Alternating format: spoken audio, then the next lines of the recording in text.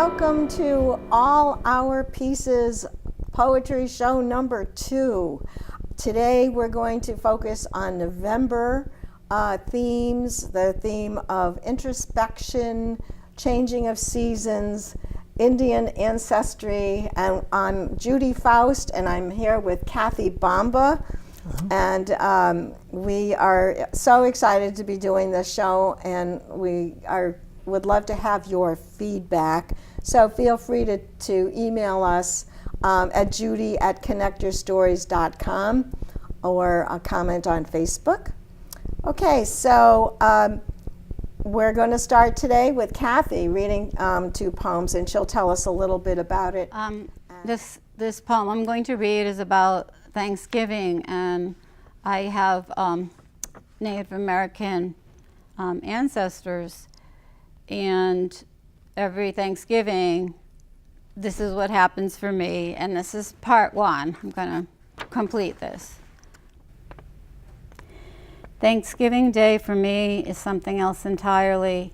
My Native American ancestors cried to me at losing their life and identity. To honor their deep grief and mine, I go into the woods each year and perform a ceremony. The same light shining through the pine trees hits me as hit them in a sparkling delight of waves. I have been here before, and so have they. I feel the transformation of us all to be able to sit at the table as one is what Thanksgiving is about.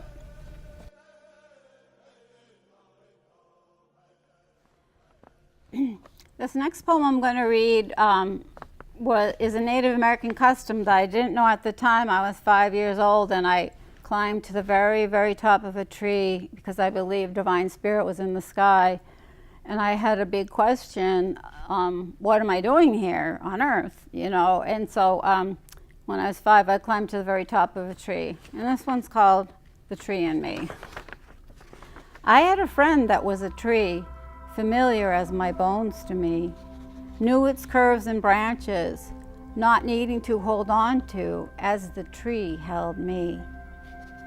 Looking down through leaves to streets so far below made life seem so much bigger as I began to grow. It seemed that all my questions were answered from up here, knowing someone bigger was living very near. Send question on a paper airplane, what am I doing here? Then one day came an answer. I made a double dare to friend that I could reach treetop. He told me it was dangerous. I told him to get lost. Climbed up familiar branches, but then to where they're not.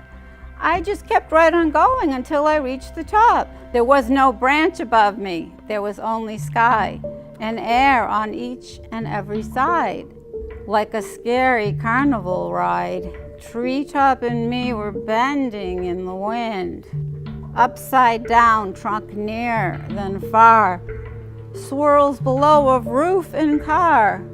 I squeezed my eyes shut, then squeezed around treetop. Held my breath as if this would make it stop. Held my face against the limb, arms and legs a coil around it, sweat rolling down from me because the bark was very hot. No shade up here at the very top. I was wrapped around the tree, but who was holding me? I called to someone bigger since he seemed to know a lot, as we were almost neighbors in this very spot. It seemed to me that he was bigger than anything I tried. I promised to be good, even though I lied. I took a gasp of breath, then opened up my eyes and trusted him to get me down this tree alive. My friend was on the ground by tree. A little head is all I see, saying something up to me. His words are cut in pieces. He was in another place so distant from my own. In this land where I now lived, the wind, the tree, and me up here, this is all I know. Bird landing on a branch below, since there were none above, came flying very near my head. Don't take my spot, I yelled. She flew around me again, Then to lower branch she landed, squawking up at me. "What are you doing in my tree?" I was hanging in the wind. Each time that it would blow, my world would change to fear.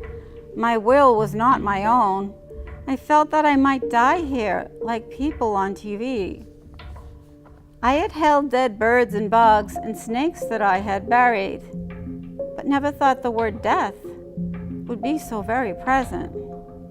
It seemed to me that death would hurt, like trying on someone else's suit, too tight and way too squeezy, and I would not be breathing.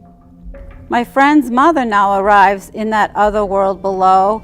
I hear her shout the word "police" and think they'll handcuff me for climbing up this tree. I hear her shout, "If you don't come down," into the distant wind. I'm the one that must decide, and so I start to pray. If I don't come down, here is where I'll stay.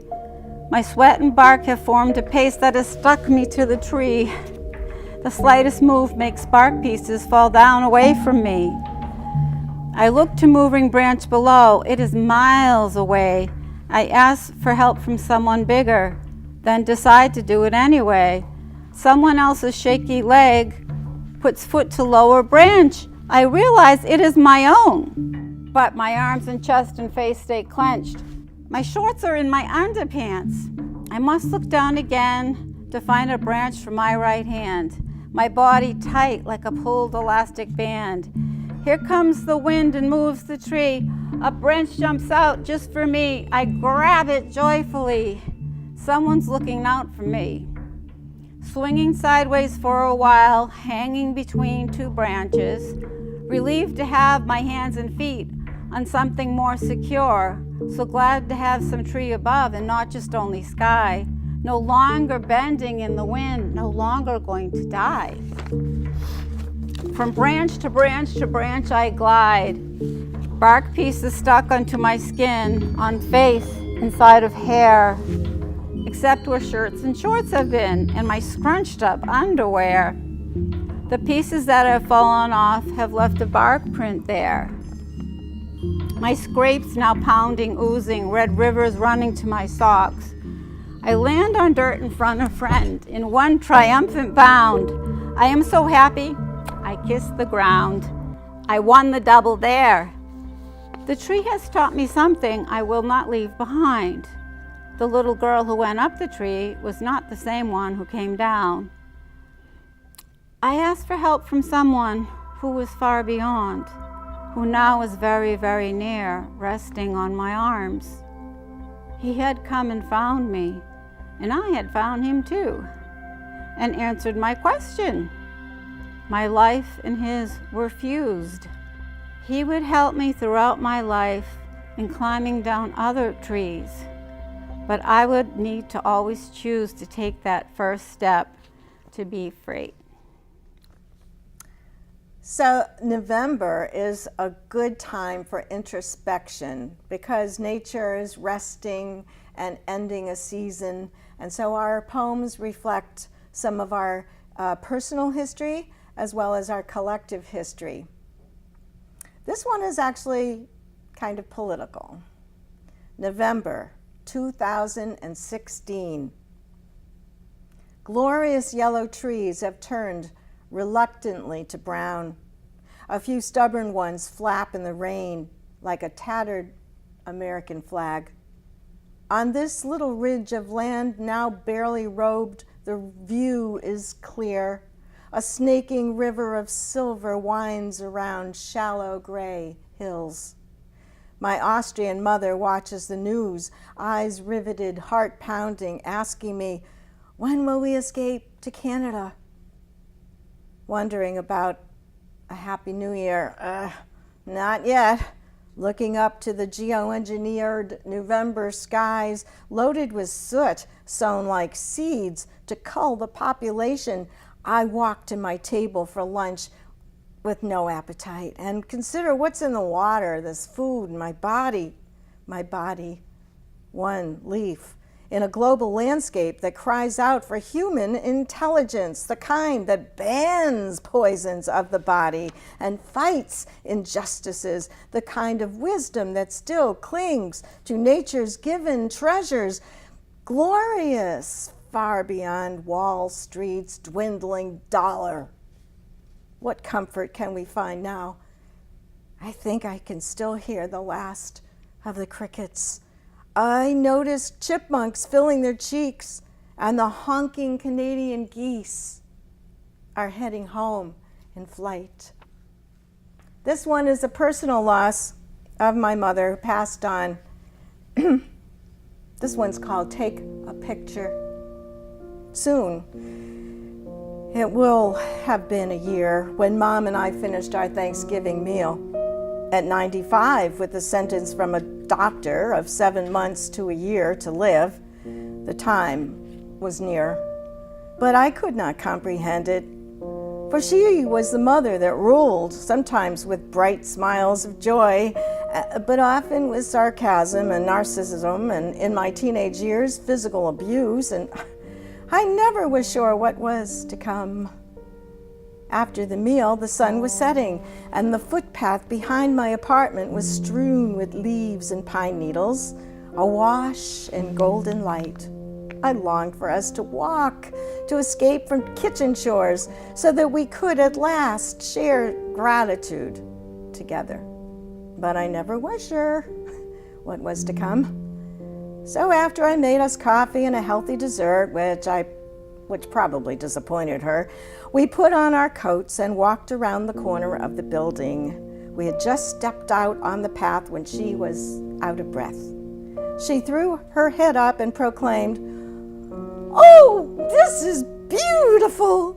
And she seemed to hold a pose for the ages, a pose of a frail woman defiantly hiding her weakness, like Don Quixote beckoning his horse. "Take a picture," she ordered. "I don't have the camera with me right now," I answered. "Darn it," she said with utter disgust. "You never have your camera when I need it." I offered to get it. "Too late. Promise me you'll take a picture. Promise." Her demanding words weighed me down with guilt and confusion. Last season, she commanded I never take a picture of her again because I made her look bad. "Let's walk just a little more," I begged in a little voice. She wrapped her brown coat collar tighter around her neck, bracing against a sudden gust of wind. Golden sunlight lit up her auburn hair and illuminated every wrinkle. I offered my arm, but she turned away. "I can't go anymore," she confessed. Today, I stand in that path. Golden light, still majestic, barren holidays loom ahead. Mom passed away in her sleep the last day of December. Memories of our lives lie tangled as dead roots before me. I dream of her often. She stands ahead of me in that brown coat, which now hangs in my closet. I hear her demand, promise me you'll take a picture." "Now, where are you, Mom? I hear the astral world is brighter than autumn or spring, and one's thoughts can unravel as far as the ego is willing to surrender them. As you observe the past, I wonder, did you forgive me for asserting my identity apart from yours, for the boundaries I finally learned to set that tore up our relationship? I want to see what you see, a clear path forward. Can you take a picture?" I'm going to read another one since we're thinking about our ancestors of the American Indians, Thanksgiving, and the people that came here, and the people are still coming, and the people that would like to come, and all these things, and all the struggles we go through. And here's the poem that I think sums it up. I actually wrote it for a very depressed teenager. It's called Nothing Lost. Light from other galaxies only now reach us, and we live today unaware. what past life lessons only now may teach us. Sow the seeds for next season's blossoms. Inhale the fragrance that soon becomes the fruit. Nothing is lost. Nothing is lost. Gather fossils and shells. Marvel at the force that made them. Gaze in the mirror. Welcome the face your soul is making. Engage in your talents that seem free for the taking, but know they are the harvest of times past.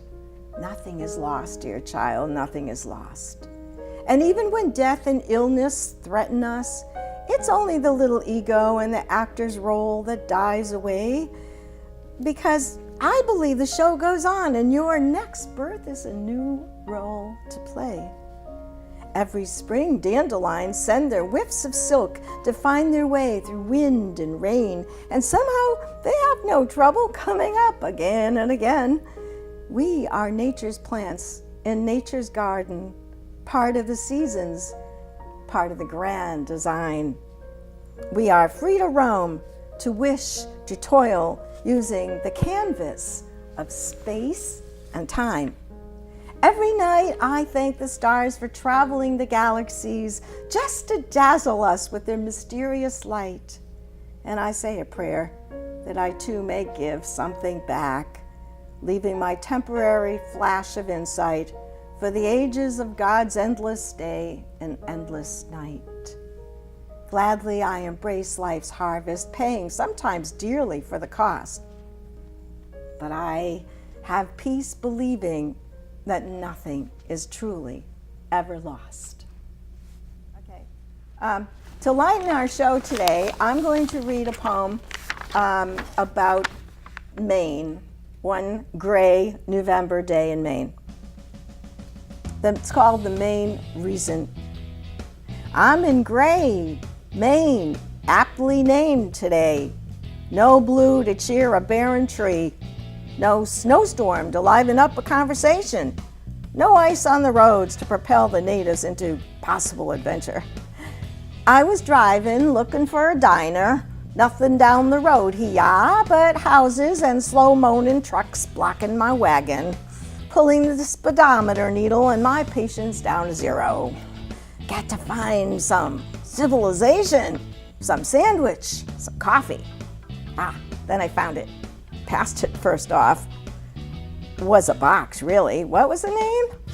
The countertop decorated by blotches of formica, beaten to bone by elbows and heavy plates. The edges thinned and soiled by fingers, the yicky yellow walls tinted brown with cancerous smoke, broken only by black human paw prints.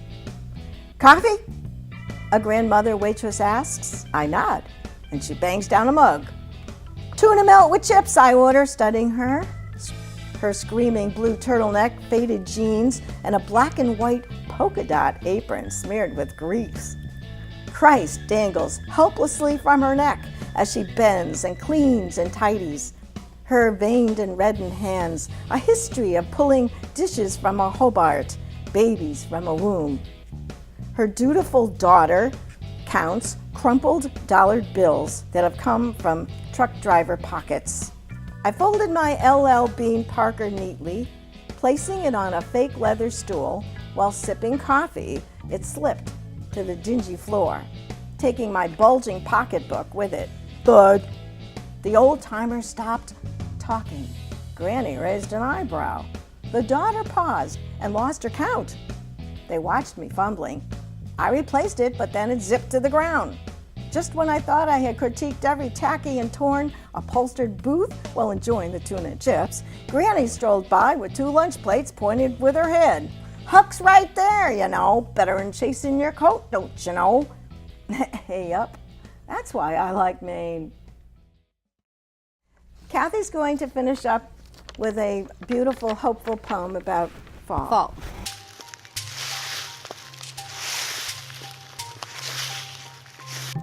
I crunch through leaves that cluster on the ground. The smell, the feel, the sound. A wind picks up, a whirlish, twirlish, dervish swirl, with leaves spinning up around me. I gasp and laugh out loud. It holds and surrounds me. Two hawks soaring overhead, interlacing as they go, caught in the very same wind. The sky opens up.